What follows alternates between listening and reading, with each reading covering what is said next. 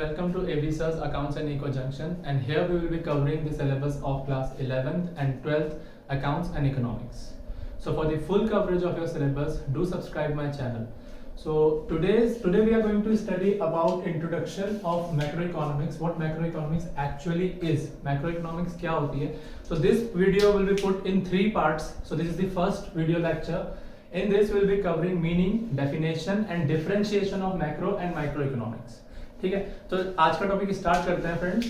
देखिए, introduction to macro economics, जो बच्चे चाहे वो सीबीएसई बोर्ड के हों या फिर आईएससी बोर्ड के हों, सबको मैक्रो इकोनॉमिक्स 12th में ही इंट्रोड्यूस होगी. हाँ, मैं मानता हूँ कि 11th क्लास में सीबीएसई वाले क्या कर चुके हैं, माइक्रो इकोनॉमिक्स पढ़ चुके हैं, लेकिन आईएससी वाले शायद माइक्रो इकोनॉमिक्स नहीं पढ़े.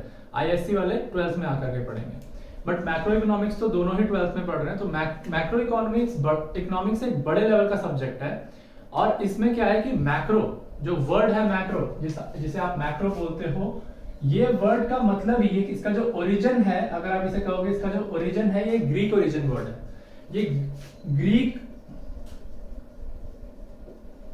ओरिजिन वर्ड है, ठीक है. ग्रीक ओरिजिन वर्ड कौन सा?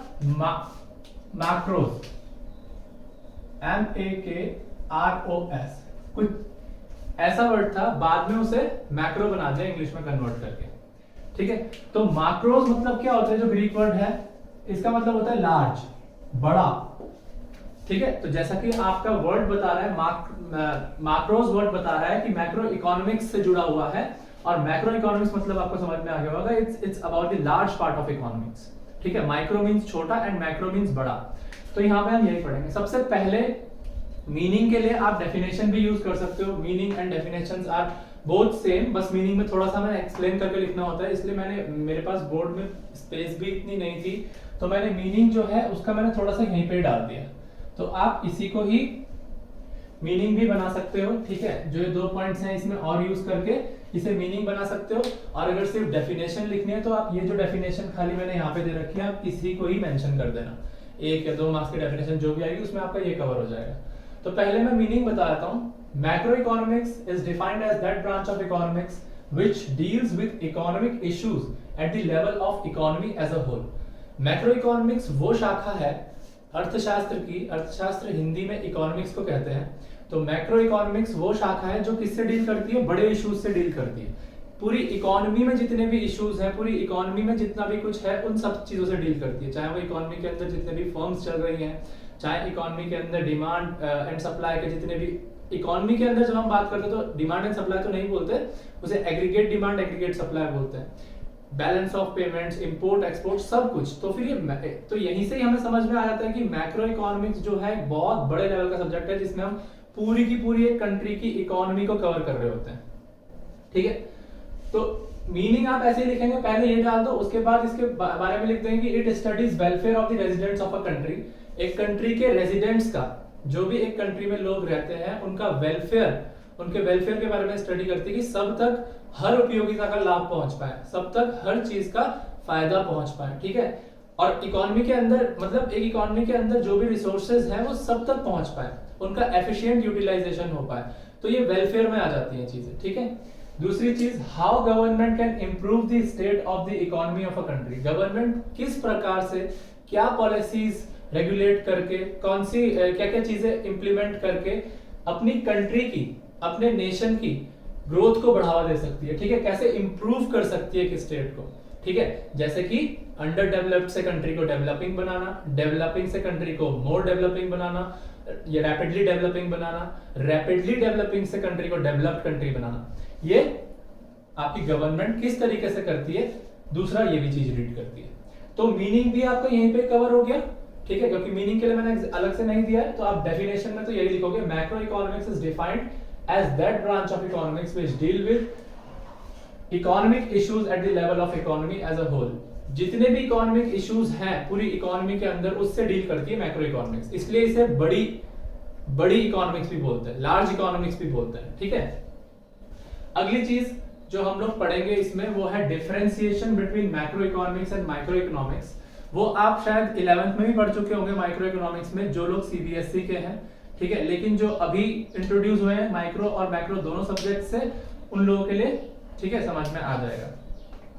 तो सबसे पहला जो है इनका बेसिस ऑफ डिफरेंस वो है स्टडी। दोनों की स्टडी अलग अलग है। मैक्रो इकोनॉमिक्स एक अलग ब्रांच है, माइक्रो इकोनॉमिक्स एक अलग अलग ब्रांच है। दोनों का सब्जेक्ट मैटर जो बेस है वो तो सेम है, लेकिन जो सेकेंडरी लेवल पे है वो दोनों अलग अलग है। मैक्रो इकोनॉमिक्स क्या क्या पढ़ती है? It studies problems of scarcity. Scarcity तो पढ़ती है, देखो मैं बोल रहा हूँ ना, बेस तो सेम है। ये भी स्कैरसिटी की प्रॉब्लम को पढ़ रहा है, माइक्रो इकोनॉमिक्स भी स्कैरसिटी की प्रॉब्लम को पढ़ रहा है, ठीक है। दोनों का बेस तो सेम है, लेकिन इंडिविजुअल और economy as a whole level पे चलता है इनका। जैसे कि माइक्रो इकोनॉमिक्स जो स्कैरसिटी को रीड करेगा, स्कैरसिटी मतलब किसी चीज की कमी, स्कैरसिटी मतलब कमी, डर्थ ऑफ एनीथिंग, कमी होना, ठीक है ना। तो it studies problem of scarcity and choice. Of course choice की प्रॉब्लम्स, क्या चूज करना है इकोनॉमी में, क्या प्रोड्यूस करना है, क्या प्रोड्यूस नहीं करना, और कुछ प्रोड्यूस करने के लिए हमें कुछ सैक्रिफाइस भी करना पड़ता है, ठीक है। वो तो आप लोग माइक्रो इकोनॉमिक्स में पढ़ेंगे, ठीक है ना। और ये पूरी इकोनॉमिक लेवल पे होता है, पूरी की पूरी कंट्री लेवल पे, एक इकोनॉमी के अंदर पूरी की पूरी इकोनॉमी में देखा जाता है। Whereas micro economics scarcity study तो करती है, लेकिन स्कैरसिटी और चॉइस को किस लेवल पे स्टडी करेगी? इंडिविजुअल लेवल पे स्टडी करेगी, सिर्फ इंडिविजुअल लेवल। किसी एक फर्म की कर ली, किसी एक इंडिविजुअल हाउस होल्ड की कर लिया, ठीक है, स्कैरसिटी, या फिर किसी एक इंडिविजुअल मार्केट का कर लिया। तो ये माइक्रो इकोनॉमिक्स, इसलिए स्मॉल इकोनॉमिक्स भी कहा जाता है इसको। तो मुझे लगता है स्टडी समझ में आ गया होगा, स्टडी में क्या क्या डिफरेंस है इन दोनों की। अब इकोनॉमिक वेरिएबल इनके अलग अलग होते हैं। इकोनॉमिक वेरिएबल क्या होते हैं? मेनली जो आप देखोगे इकोनॉमिक वेरिएबल मैक्रो इकोनॉमिक्स में एग्रीगेट डिमांड का होता है और एग्रीगेट सप्लाई का होता है। एग्रीगेट मतलब समझते हो, डिमांड और सप्लाई तो आपने बहुत सुना होगा, ठीक है, इस चीज की डिमांड है। और नॉर्मली आप लोग जानते भी होंगे कि डिमांड बढ़ जाती है तो प्राइस भी बढ़ जाते हैं चीजों के, है ना, ये हो जाते हैं, सब कुछ पढ़ा होगा, ठीक है। सप्लाई कम हो जाती है तो फिर, और डिमांड ज्यादा रहती है तो फिर प्रॉब्लम होती है, तुम्हें पता ही होगा, है ना।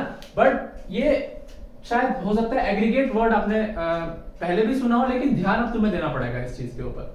तो एग्रीगेट वर्ड जो है ये कहां से आता है? एग्रीगेट मतलब पूरा का पूरा। जब भी हम मैक्रो इकोनॉमिक्स पढ़ेंगे ना, जब हम मैक्रो मैटर पढ़ रहे होंगे, तो मैक्रो मतलब बड़ा, पूरा का पूरा देश का, पूरी कंट्री का, इसे संपूर्ण कह सकते हैं। एग्रीगेट मतलब संपूर्ण,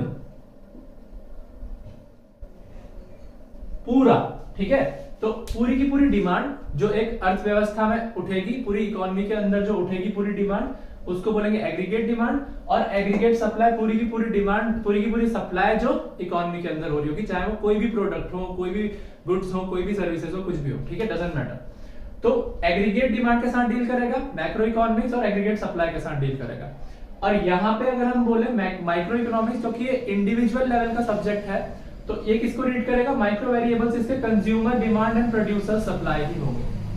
कंज्यूमर्स की डिमांड जो कंज्यूमर को चाहिए, कंज्यूमर के, अगर मान लो मैं एक कंज्यूमर हूं और मुझे ये मार्कर चाहिए, तो मैं ये मार्कर लेने जाऊंगा, ठीक है। और प्रोड्यूसर ने अपने ये मार्कर्स प्रोड्यूस करके मार्केट में फाइनल गुड्स बना करके बेचने के लिए दे रखे हैं, ठीक है ना। तो जब मैं उसे खरीदूंगा तो पैसा जाएगा मेरा, ठीक है। और ये मेरा पर्सनल डिसीजन होगा कि मैं कौन सा खरीदता हूं। मेरे पास दो क्वालिटी है यहाँ पे, ये तो कैमलिन ही है दोनों, शायद एक सेलो का भी है और एक कैमलिन का है।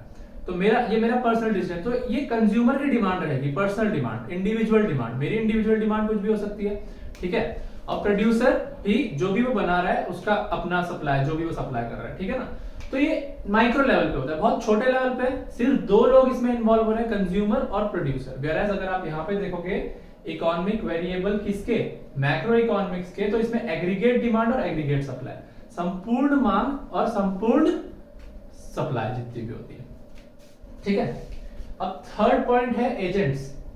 जो एजेंट्स हैं हमारे मैक्रो इकोनॉमिक्स के एजेंट जो होंगे, जो पॉलिसीज फॉर्म करेंगे या फिर जो कैसे रेगुलेट करना है एक इकोनॉमी को, उसके लिए कुछ बोलते हैं ना डिसीजंस मेक करेंगे, तो वो जितने भी होंगे हमारे बड़े लेवल के होंगे, जैसे reserve bank of India, security exchange board of India, telecom regulatory authority of India, ठीक है।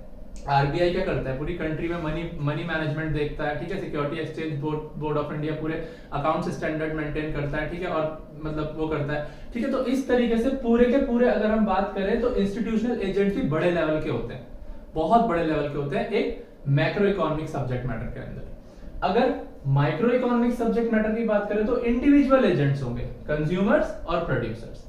इंडिविजुअल एजेंट्स जो चलाएंगे एक इकोनॉमी को, मान लो अगर हमें कंज्यूमर और प्रोड्यूसर, सिर्फ एक छोटी सी इकोनॉमी को देखना है जिसमें सिर्फ कंज्यूमर्स और प्रोड्यूसर्स है, तो दो ही लोग तो हैं जो इकोनॉमी को चला रहे हैं, कंज्यूमर्स, प्रोड्यूसर प्रोडक्शन कर रहे हैं और कंज्यूमर्स परचेज कर रहे हैं जो भी चीज, ठीक है।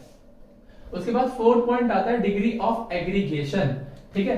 अब एग्रीगेट जैसे मैंने बताया संपूर्णता, पूरा एक कंप्लीटनेस जिसे आप बोल सकते हो, ठीक है। So it is an aggregation of economic units in the economy, of all economic units. जितनी भी इकोनॉमिक यूनिट्स एक इकोनॉमी के अंदर होंगी, चाहे वो मार्केट हो, चाहे वो हाउस होल्ड सेक्टर हो, चाहे वो प्रोडक्शन सेक्टर हो, जो भी हो, ठीक है। उसके बाद एक्सपोर्ट इंपोर्ट सेक्टर हो या गवर्नमेंट सेक्टर हो, पूरी की पूरी एक इकोनॉमी के अंदर एक एग्रीगेशन बनेगी। किस चीज की? सारी इकोनॉमिक यूनिट्स की, पूरी की पूरी इकोनॉमी, क्योंकि बड़ा सब्जेक्ट है तो बड़े लेवल में काम करेगा। और अगर मैं माइक्रो इकोनॉमिक्स की बात करूं तो it is an aggregation of all firms producing a particular commodity. ये क्या है? ये एक एग्रीगेशन ऑफ ऑल फर्म्स है, जितनी भी फर्म्स काम कर रही है मार्केट में, जो एक सिंगल कमोडिटी बनाती है। मान लो सेलो वाला मार्कर जो है, सेलो वाली कंपनी जो है वो सेलो का मार्कर बनाती है, और तुम्हारे कैमलिन वाली कंपनी जो है कैमलिन का मार्कर बनाती है। तो ये दोनों काम एक ही कर रही है, एक ही प्रोडक्ट बना रही है, ठीक है। तो इस तरीके से जितनी भी फर्म्स हैं उनके साथ डील करती है एग्रीगेशन में, अगर एग्रीगेटिव लेवल में हम लोग देखें तो इसे, ठीक है। तो ये इतना बड़ा काम नहीं है, ये एक छोटा सा ही काम है, सिर्फ एक पर्टिकुलर यूनिट का काम है। और अगर मैं पूरी इकोनॉमी की बात करूं तो इकोनॉमी में कई हजार चीजें बनती हैं, ठीक है। हर चीज की प्रोडक्शन होती है, बहुत बड़े लेवल पे प्रोडक्शन होती है, और पता नहीं कितनी चीजों की होती है। तो पूरा देखना मैक्रो इकोनॉमिक्स का काम है, ठीक है। और इंडिविजुअल लेवल पे देखना माइक्रो इकोनॉमिक्स का काम है। अब यहाँ पे थोड़ी स्पेस कम बढ़ गई थी तो मैंने 2 पॉइंट्स यहाँ पे डाल दिए, 5th और 6th, तो आप यहाँ से थोड़ा मैनेज कर लेंगे, ठीक है। ये बेसिस ऑफ डिफरेंस है, ये मैक्रो इकोनॉमिक्स है और ये माइक्रो इकोनॉमिक्स। तो पहला है सेंट्रल इशू, ठीक है, जो बोलेंगे मतलब central issue in the sense की मतलब मेन इशू, केंद्रीय मुद्दा। जैसे हिंदी में आप ये भी बोल सकते हो, आप लोग कभी कभी सुनते भी होंगे न्यूज में केंद्रीय मुद्दा क्या है, ठीक है।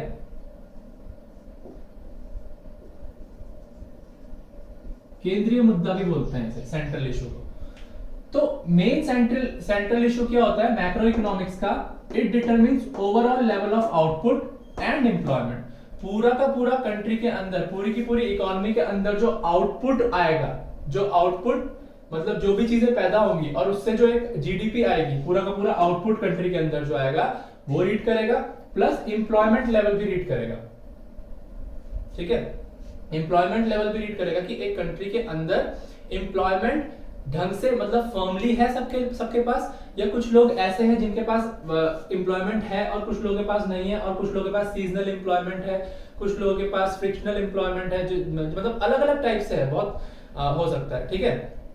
कई लोग ओवरली एम्प्लॉयड होते हैं, ठीक है, कई लोग आपको पता ही होगा कंडीशनली एम्प्लॉयड होते हैं, तो अलग अलग हो सकता है। वो तो हम लोग आगे जाके पढ़ेंगे, इंडियन इकोनॉमी में भी पढ़ेंगे, ठीक है। तो allocation of resources at the central issue is the central issue in micro economics. Micro economics में जो होता है सिर्फ एलोकेशन ऑफ रिसोर्सेज को कैसे इकट्ठा करा जाए, उनको यूटिलाइज करा जाए, ये सेंट्रल इशू होता है माइक्रो इकोनॉमिक्स में, ठीक है। दोनों में डिफरेंस पता चल गया।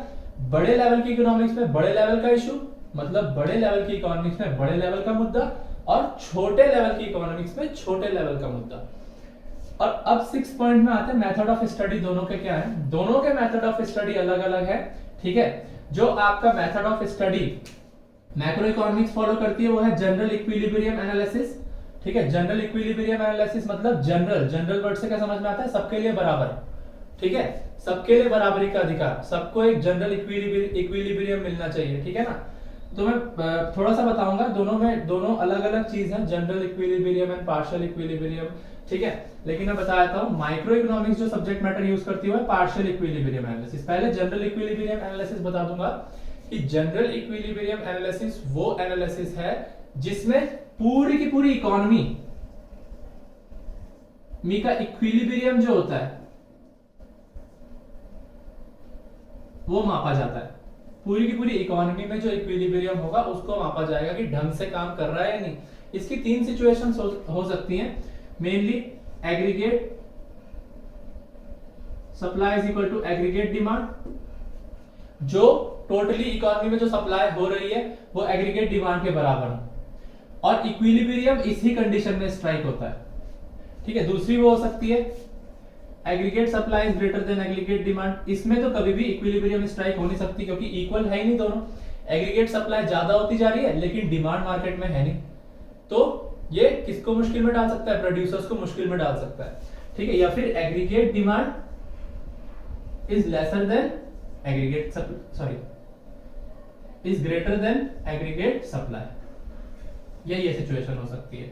ठीक है, एग्रीगेट डिमांड अगर एग्रीगेट सप्लाई से बड़ी हो जाएगी तो क्या होगा? मतलब डिमांड मार्केट में है लेकिन हमारे प्रोड्यूसर जो है वो इनएफिशिएंट है, वो उतना अच्छा प्रोडक्शन नहीं कर पा रहे। ठीक है, तो ये तीन सिचुएशंस होती हैं। ठीक है, मेनली जो इक्विलिब्रियम सिचुएशन वही होती है जब बीच में इक्वल टू आता है।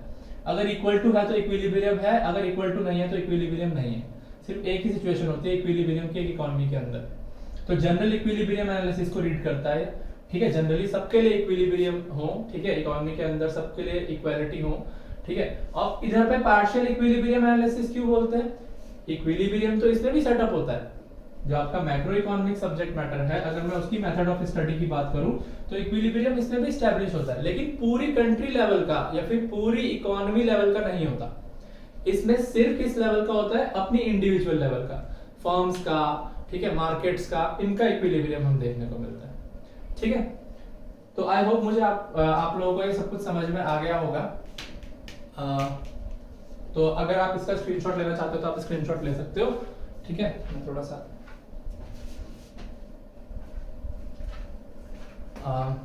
सो गाइज, अगर आपको वीडियो अच्छी लगी तो लाइक करें और अपने फ्रेंड्स के साथ शेयर भी करें, and also subscribe my channel. Do not forget to comment below because your suggestions in the comments will help me do way better in this platform. Thank you.